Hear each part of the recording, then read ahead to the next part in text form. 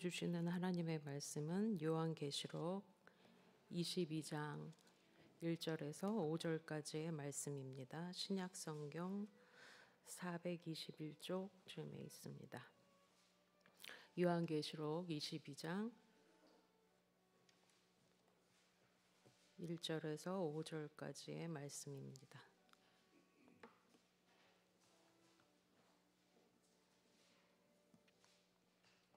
우리 함께 읽겠습니다. 또 그가 수정같이 맑은 생명수의 강을 내게 보이니 하나님과 및 어린 양의 보좌로부터 나와서 길 가운데로 흐르더라. 강 좌우에 생명나무가 있어 12가지 열매를 맺되 날마다 그 열매를 맺고 그 나무 잎사귀들은 만국을 치료하기 위하여 있더라. 다시 저주가 없으며 하나님과 그 어린 양의 보좌가 그 가운데 있으리니 그 종들이 그를 섬기며 그의 얼굴을 볼 터이요 그의 이름도 그들의 이마에 있으리라.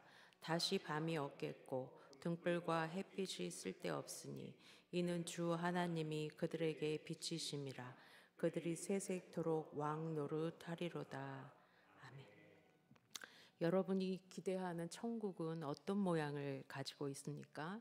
수정과 같은 맑은 물이 흐르고 또 천구 천사가 밤낮으로 찬양을 하고 천국에 관한 이미지를 검색하면 아주 그냥 삐까번쩍하게 번쩍번쩍하는 황금성이 대부분 그려져 있습니다. 아니면 보석함처럼 번쩍번쩍 온갖 보석들로 치장되어 있는 나라인 것처럼 이미지가 되어 있습니다. 그런데 오늘 이 계시록은 물론 천국에 대한 그 이미지를 많이 이 세상의 언어로 표현하자니 이렇게 가장 최상의 것들로 표현하고 있는데 신약 성경에 보면 천국은 마치 하면서 많은 비유들을 예수님께서 들려주셨습니다. 마태복음 13장의 별칭이 천국장이라고, 천국장이 아니라 천국장이라고 해서 7가지 천국의 비유들을 많이 얘기하는데 저는 이 말씀을 예전에 볼 때 참 이해가 안 갔습니다. 천국, 하나님의 나라 그러면 뭔가 위로와 소망과 기쁨과 화평과 뭔가 그런 거를 막 표현하지 않을까 이렇게 생각했는데 거기에는 씨 뿌리는 비유, 밭에 감추어진 보물의 비유, 그물에 걸린 물고기의 비유, 알곡과 가라지, 또 귀한 진주를 찾는 장사의 비유, 이러한 당시 사람들이 일상생활에서 흔히 접할 수 있는 예들을 들면서 하나님 나라를 설명하고 계시는 것입니다. 왜냐하면 우리는 아무도 이 중에 천국에 가본 적이 한 사람도 없고 또 경험한 것이라고는 이 세상뿐이기 때문에 어떻게 하면 천국의 이야기, 천국의 메시지를 최대한 우리가 이해할 수 있는 범위 내에서 설명해 주실까 해서 비유로 말씀해 주신 게 아닐까 이런 생각을 합니다. 우리가 기껏 생각해야 이 세상에서 가장 좋은 것 이상으로는 우리가 상상할 수 없을 뿐만 아니라 그런데 정말 천국은 우리가 상상을 하는 것 너머에 정말 평강과 사랑과 하나님의 화평이 있는 곳이기 때문에 우리가 감히 그것을 다 알 수 없는 것입니다. 그런데 이 신약 성경에서 이야기하고 있는 이 천국에 대한 말씀은 저 멀리 어딘가에 있는 죽어서야만 우리가 가는 그 나라가 아닌 것 같습니다.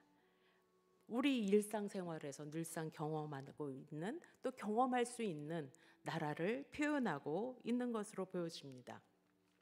천국이라는 의미가 원래는 하나님의 나라라고 더 확장시켜서 말씀하는 게 맞기 때문입니다. 하나님의 나라, 천국의 개념은 곧 하나님의 다스림, 하나님의 통치하심, 왕 되신 하나님이 다스리는 곳, 이런 개념이 우선되기 때문에 그렇습니다.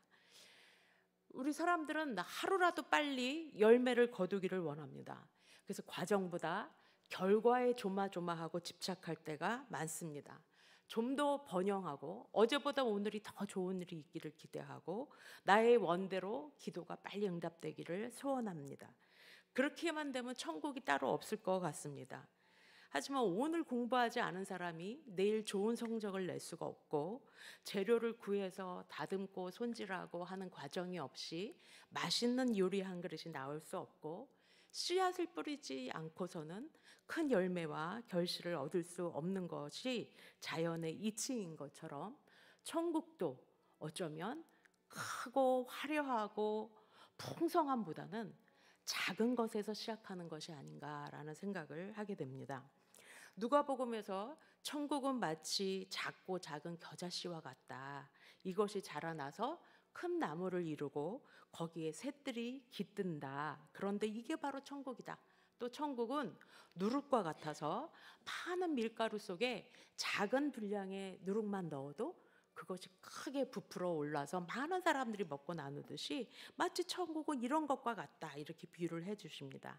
그런데 우리가 이런 말씀을 들을 때에 종종 시작은 미약하나 나중은 창대하리라는 말씀처럼 큰 나무 또 크게 부풀어 오른 빵에 결정적으로 집중을 하는 것 같습니다. 지금도 마찬가지지만 우리나라가 경제적으로 호황을 누리던 때에 돈이 돌고 계속 돌 때에 교회마다 큰 예배당을 건축하는 게 붐이었습니다. 그래서 그 시절에 지금도 그렇지만 뭐 이 말씀을 예수 믿으면 이런 것처럼 30배, 60배, 100배의 결실을 내서 사업도 성공하고 번창하고 자녀들도 복받고 무엇이든지 형통할 거다라는 메시지로 많이 해석을 했습니다. 그런데 사실 이 겨자씨가 자라나서 크게 되는 나무는 나무라고 하기에는 조금 어색할 정도로 풀 종류에 가깝습니다. 그 사진을 여러분이 찾아보시면 키가 우리 정도로까지 뭐 아니면 조금 더 높이까지 많이 자라면 자라긴 하지만 유채꽃밭 쫙 핀 거 약간 그런 느낌이에요. 노란 꽃이 쫙 피면서 큰 나무라기보다는 그냥 풀이 높이 자라 좀 크게 자라 있는 느낌. 그러니까 겨자씨로서는 자기의 역할을 다 해서 자라난 거고, 그래서 아름다운 꽃을 피울 때 새들도 와서 얼마든지 자라나게 깃들 수 있게 된다. 자기의 역할을 다 할 수 있다. 이런 역할로 이런 말씀으로 우리가 볼 필요가 있습니다. 우리가 눈여겨봐야 되는 거는 나무를 보기 이전에 그 씨앗을 먼저 생각해 봐야 되는 것입니다. 이 씨앗이 심겨지지 않고서는 나무도 없고 풀도 있을 수가 없습니다. 예전에 기업들은 많은 직원을 채용하고 큰 예산을 투입해서 확산된 투입해서 운영하는 방식으로 회사를 확장해 나갔다고 한다면 요즘에는 그렇지 않다고 합니다. 기업 컨설턴트가 하는 사람들도 이제는 규모가 얼마나 되느냐에 따라서 성공과 이윤을 보장하던 시대는 지났다라고 말을 합니다. 세스 고딘이라는 비즈니스 전략가가 책을 썼는데 제목이 이제는 작은 것이 큰 것이다. 그래서 작은 데서부터 시작해야 된다. 그래서 무엇이든지 물량을 투입해서 성공했던 시대가 아니라 요새는 한 사람이 혼자서 유튜브를 찍고서도 마치 중소기업 정도의 이윤을 얻는 사람도 굉장히 많이 있습니다. 이제는 그 내용이 무엇이냐가 정말 중요한 시대가 되었습니다.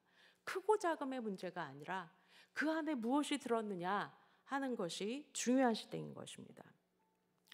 우리가 믿는 하나님의 나라는 사람들이 보기에는 별거 아닌 것처럼 보일지 모릅니다.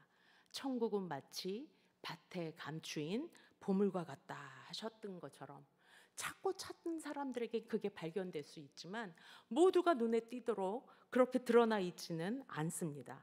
그리고 이 겨자씨처럼 너무 작기 때문에 어떤 사람들은 소홀히 여기나 만만히 여기거나 그냥 지나쳐 버릴 수도 있습니다. 하지만 이 씨앗이 무엇이고 보화는 무슨 뜻을 갖고 있습니까? 씨앗이라는 것은 그 안에 생명을 갖고 있다라는 그 실체를 말하는 것이고, 보화라는 것은 자기가 가진 것을 다 팔아서 그 보화가 숨겨진 밭을 살 정도로 가치가 있고 귀하고 귀한 것, 그 무엇과도 바꿀 수 없는 가치를 소유했음을 의미하는 것입니다. 하나님 나라는 이와 같이 생명이요, 또 이 세상 무엇과 비교할 수 없는 가장 귀한 가치를 지녔다라는 것이 이 말씀의 핵심이 아닐까 싶습니다. 천국의 비유 중에서 씨 뿌리는 비유, 그 밭 네 가지 밭 중에서 길가에 떨어진 씨앗은 어떻게 됐습니까? 새가 날라와서 곧바로 집어삼키고 가버렸습니다.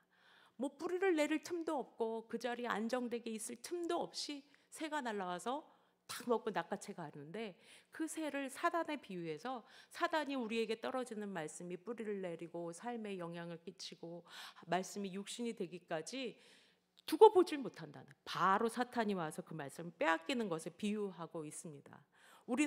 그러면서 옥토밭에 떨어진 씨앗이 많은 열매를 하고 뿌리를 내듯이 천국은 이와 같다. 이렇게 이야기를 하고 계십니다. 우리는 결코 이 하나님의 나라의 생명을 빼앗길 수 없고 빼앗겨 버려서도 안 되는 것입니다. 아무리 작아도 열매는 씨앗에서부터 출발합니다. 예전에 이런 기사가 있었습니다. 중국에 사는 이지에팡이라는 한 여자가 쿠런치라는 사막에다가 110만 그루의 나무를 심었다는 것입니다. 여러 해 거죠. 10년이 넘는 동안에. 그래서 혼자서 나무를 심고 또 가서 그 사막에다 심고 하니까 사람들이 무슨 쓸데없는 짓 하냐. 당신 혼자서 나무를 사막에 심는다고 그 사막이 달라지겠느냐.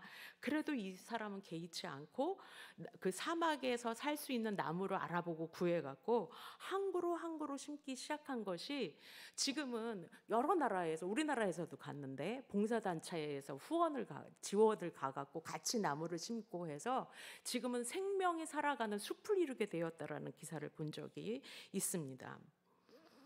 우리가 천국 이야기에서 집중해야 될 것은 큰 나무나 번쩍거리는 황금성을 빨리 차지하는 것이 아니라, 보기 좋은 결과물이 아니라 작은 씨앗이 갖고 있는 생명, 그리고 그 생명의 가치에 먼저 우리의 마음을 둘 필요가 있습니다.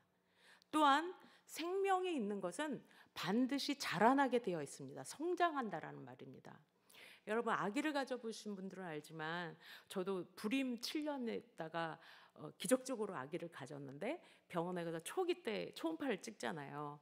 근데 아기를 가졌습니다, 임신입니다 이러는데 사진을 봐도 앞만 봐도 아기가 없어요. 초기 때 뭐가 있겠어요?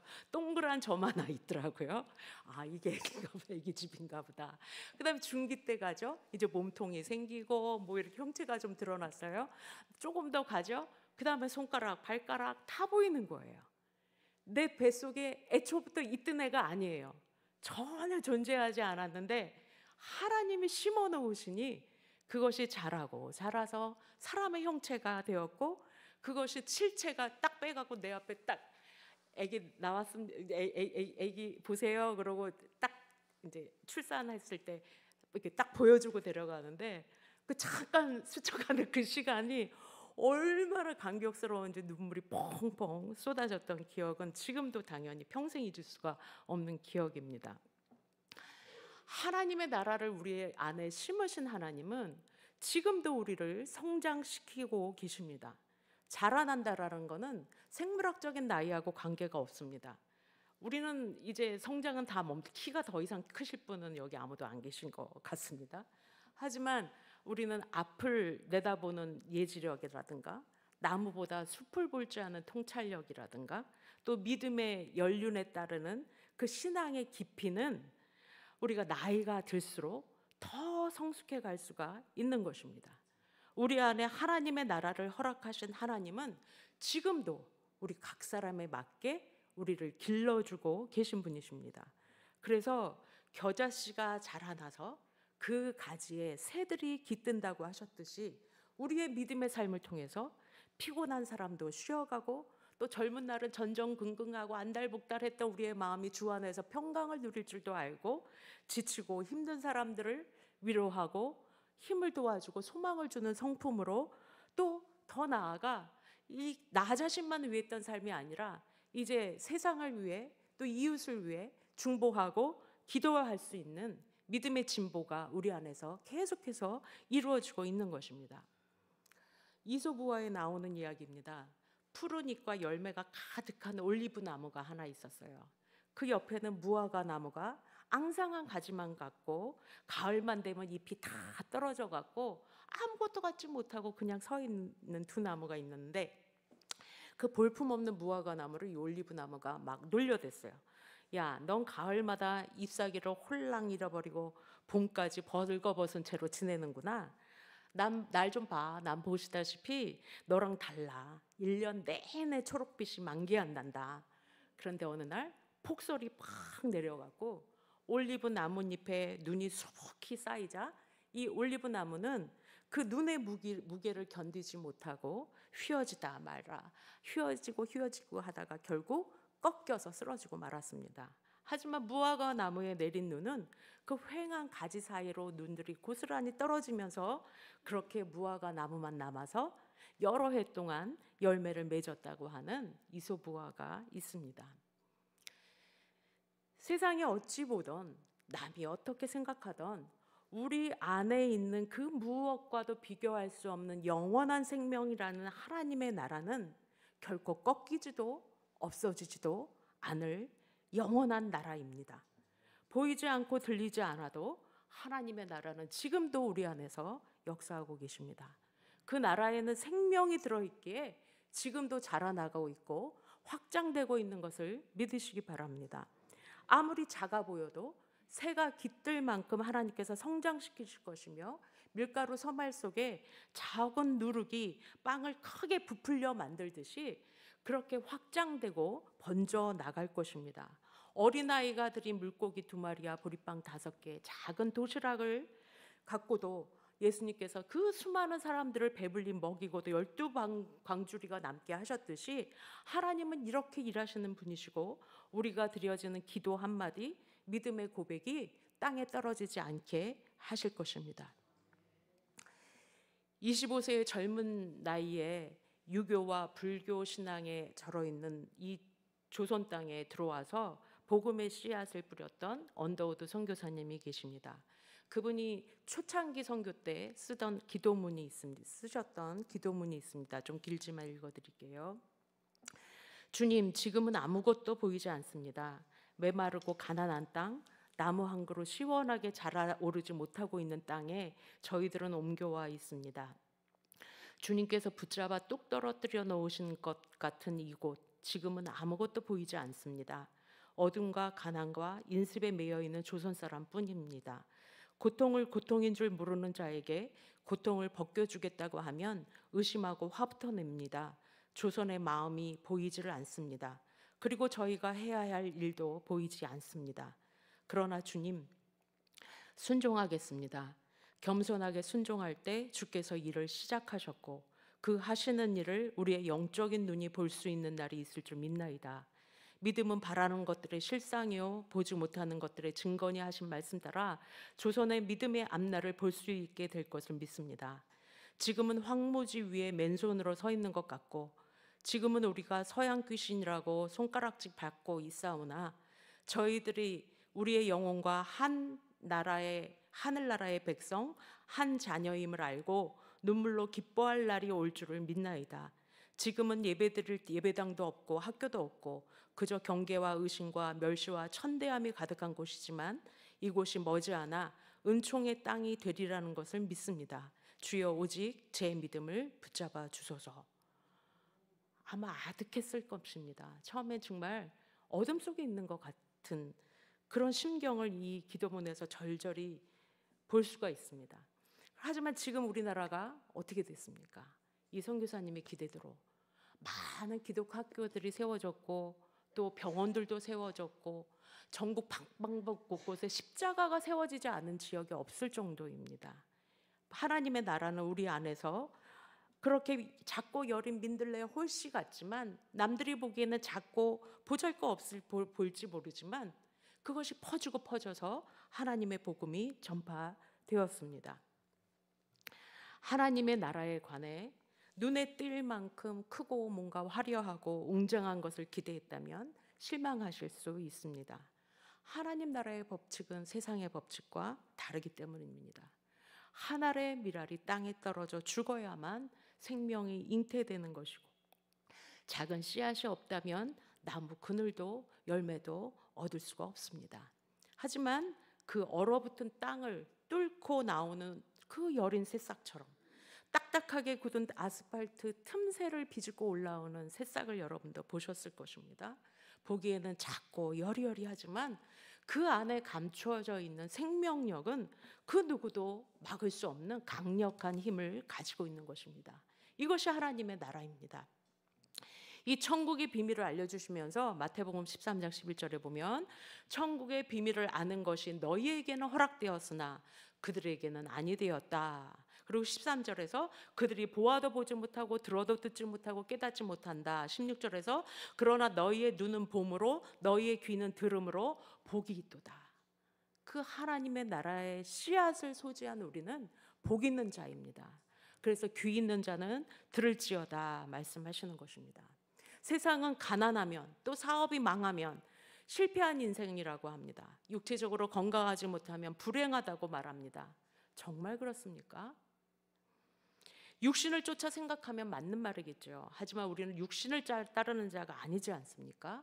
육신을 쫓는 자는 육의 일을, 영을 쫓는 자는 영의 일을 생각하나니 또 살리는 것은 영이요 육은 무익하다고 하셨습니다. 진짜 생명은 육이 아니라 영에 속해 있습니다. 육신의 생각은 사망이요 영의 생각은 생명과 평안이니라 하셨습니다. 육신의 생각은 하나님과 원수가 되나니 이는 하나님의 법에 굴복치 않을 뿐 아니라 할 수도 없다고 말씀하셨습니다. 그러므로 우리가 추구해야 될 나라는 육이 아닌 영의 나라입니다. 성령으로야 깨달을 수 있고 이 영이 하는 일은 생명이요 곧 살리는 일입니다. 육은 사망에 이르는 것입니다. 죽이는 것입니다. 넌 안 돼, 너에겐 소망이 없어 라고 진단하는 것입니다. 생명을 해치는 것이고 영혼을 속이는 일입니다. 거짓은 사탄의 열매이고 사탄은 속이는 자입니다. 성령이 하시는 일과 악령의 역사는 분명히 다릅니다. 영을 분별할 수 있어야 됩니다. 우리는 지금 육의 권세들의 활동과 논리가 너무나도 그럴듯해서 참으로 분별하기 쉽지 않은 시대를 살아가고 있습니다. AI도 얼마든지 거짓으로 변조하면 거짓으로 그 인물을 만들어내고 그 목소리를 그대로 따라한다고 하지 않습니까? 챗 로봇도 거짓말을 한다는 이야기를 이번에 들었습니다. 우리는 그것을 철떡같이 믿고 검색을 하지만 그 안에도 얼마나 많은 비논리가 숨겨져 있는지, 영적이지 않은 부분들이 숨겨져 있는지 알 수가 없습니다. 기도하고 행동하고 옳은 것을 말해야 할 위급한 시기입니다. 크다고 옳은 것은 아닙니다. 화려하다고 또 입으로만 평화를 외친다고 옳은 것도 아닙니다. 세상에 자랑거리가 많다고 하나님 나라에서 칭찬받는 것도 아닙니다. 하나님 내 나라를 확장한다라는 영적 명분으로 십자군을 세워서 전쟁을 일으켰지만 그것은 진짜 거룩한 성전이 아니었습니다. 인간의 탐욕의 결과였습니다. 예수의 이름을 입에 올리면서 생명을 해하려는 자는 악한 영의 지배 아래에 있음을 우리는 분명히 봐야 됩니다. 큰 건 틀렸고 작은 게 옳다라는 얘기가 아닙니다. 문제는 생명이 있느냐 없느냐 하는 것이 하나님 나라의 판별법입니다. 그 안에 생명이 있다면 아무리 작아도 진리인 것이고 생명이 없다면 아무리 유창하게 말을 하고 떠들썩해도 거짓인 것입니다. 종종 하나님의 나라는 감추어져 있는 것 같습니다. 너무 작아 보입니다. 그래도 우리는 이 진리를 빼앗겨서는 안 됩니다. 누가복음 16장 10절 지극히 작은 것에 충성된 자는 큰 것에도 충성되고 지극히 작은 것에 불의한 자는 큰 것에도 불의하니라. 겨자씨 한 알, 누룩 한 줌, 세상에선 내세울 거 없었던 예수님의 제자들, 또 한 어린아이의 작은 도시락, 이와 같은 것들을 우리는 가벼이 여겨서는 안 됩니다. 이 작은 것을 사용해서 하나님이 어떤 기적을 이루실지 알 수 없습니다. 나사렛이란 작은 마을에 자라난 한 소년으로 시작된 하나님의 나라가 지금 이 땅에 이르기까지 전해져서 우리들을 살려주고 있습니다. 주님께서 승천하시기 이전 하신 말씀, 오직 성령이 너희에게 임하시면 너희가 권능을 받고 예루살렘과 온 유대와 사마리아와 땅끝까지 이르러 내 증인이 되리라 하셨는데, 그 말씀이 제자들의 피 뿌리는 순교와 그 복음 전파와 헌신들을 통해서 또 대대로 이어져 사라지지 아니하고 그 우리에게까지 지금 전달되어진 것입니다. 이것이 가능한 이유는 바로 복음의 생명력 때문이었습니다. 메슬로우라는 사람이 인간의 5가지 욕구를 정의한 피라미드로 만들었는데, 맨 아래가 먹고 자고 하는 생리적 욕구가 먼저 해결돼야 된다. 그것이 충족되고 나면 그 다음이 안전에 대한 욕구, 그 다음에 사랑을 받고 사랑하는 애정의 욕구, 네 번째 위에가 존경, 사랑, 인정을 받는 존경의 욕구, 맨 위에가 자아 실현의 욕구. 그것이 다 충족되면 자아가 실현된, 이런 식의 피라미드를 만들었습니다. 그래서 자아 실현이라는 것이 아래의 욕구들이 충족되어야만 찾을 수 있는 것이 맞을까라는 것에 대해서 캠벨이라는 사람은 의구심을 갖고 말을 합니다. 난 이 목록이 좀 이상해 보인다. 어떤 소명이나 헌신, 또 믿음, 열의에 사로잡힌 사람이라면 자신의 안전이나 심지어 목숨까지도 희생할 것이고, 인간관계나 명성도 기꺼이 버릴 수 있을 것이고, 개인의 발전 같은 거는 안중에도 없을 수 있을 것이다. 그러면서도 그 사람은 자아를 충분히 실현해 나간다. 저 그 말에 동의합니다. 우리의 모든 것이, 인간적인 세상적인 것이 충족되어야만 하나님의 뜻을 이룰 수 있는 것이 아닙니다. 우리가 하나님의 뜻에 부르심에 합당하게 살고 믿는 자로서의 참된 나의 삶을 하나님의 나라를 위해서 이루기 원한다고 하면, 사실 우리는 사람들의 기대나 인정, 사회적인 명성이나 내 삶의 안위 같은 것은 포기하거나 주님께 맡겨버릴 수가 있게 되는 것입니다. 그러면서 자기의 소명을 감당해 나가는 것입니다. 이 말은 삶의 우선순위가 바뀌고 삶의 욕구가 바뀐다라는 말입니다. 사람들이 예수 그리스도를 보았을 때 참 볼품 없었을지 모릅니다. 하나님의 아들이랬더니 저게 뭐야? 벌거벗겨져서 채찍에 고스란히 맞고 온몸에 찢겨져 갖고 볼 거 하나도 없이 가시가 쓰고 극한 죄인들이나 받는 그 십자가형, 그걸 끌고 올라가서 아무 소리도 못하고 아무 힘도 없이 그냥 도살장 끌려가는 양처럼 죽어버리네. 세상 사람들은 조롱하고 멸시했습니다.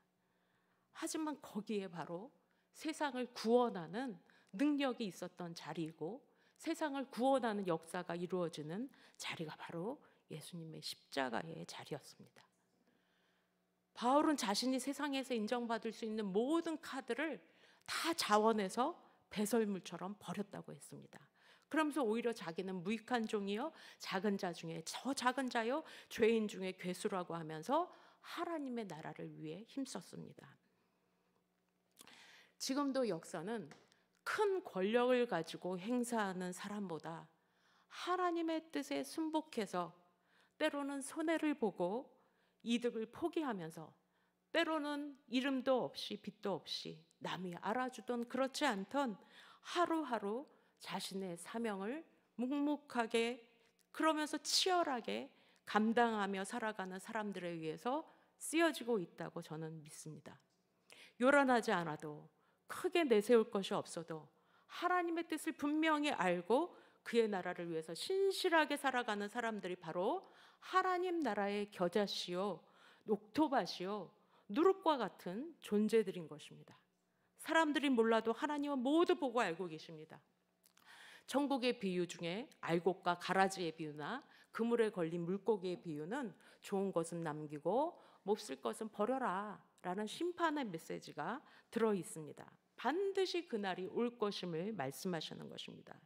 지금은 진실하게 믿음을 지키려는 사람이 더 고통 중에 있는 것 같고, 행악자들이 더 형통하는 것 같고, 영혼을 살리는 진리의 말씀이 희귀해 보이고, 삶의 평안을 구하는 기도가 응답되지 않는 것 같아도 결국 양과 염소를 가리는 그날이 오고야 말 것이며, 그날의 황금성이 멋있어서가 아니라 그보다 더 영광 중에 계신 주님으로 인해서 우리가 어린 양처럼 기뻐 뛰놀게 될 것입니다. 이 기쁨은 계시록 21장 7절에 이기는 자는 이것들을 상속으로 받으리라. 나는 그의 하나님이 되고 그는 내 아들이 되리라 하신 말씀처럼 끝까지 견디는 자가 차지하게 될 것입니다. 또 우리가 늘 기대하는 하나님 나라에 관한 말씀 21장 4절 계시록에 모든 눈물을 그 눈에서 닦아주시니 다시는 사망이 없고 애통하는 것이나 곡하는 것이나 아픈 것이 다시 있지 아니하리니 처음 것들이 다 지나갔음이러라 하신 말씀 또한 반드시 이루어질 것입니다.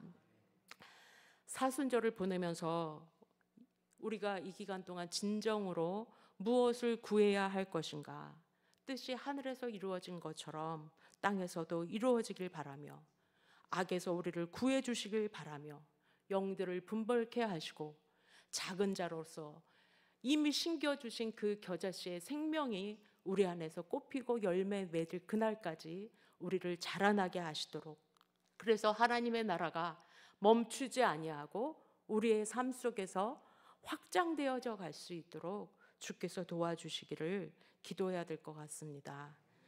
우리